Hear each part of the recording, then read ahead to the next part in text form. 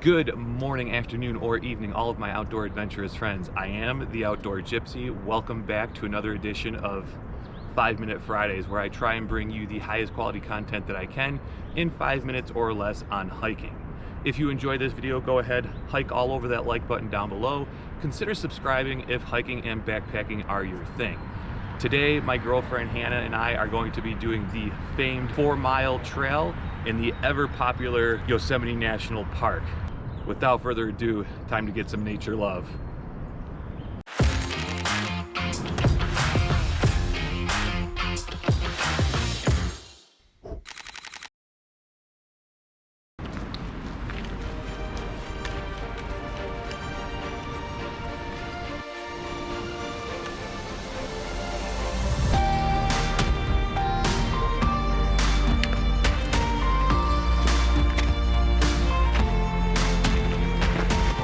There you go.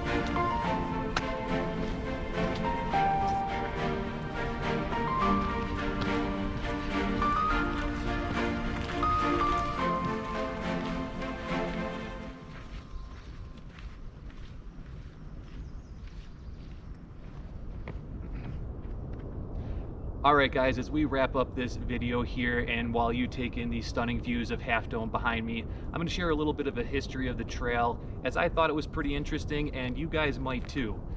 Essentially, in 1871, a man by the name of James Macaulay petitioned to have the 4-mile road or 4-mile trail put into place.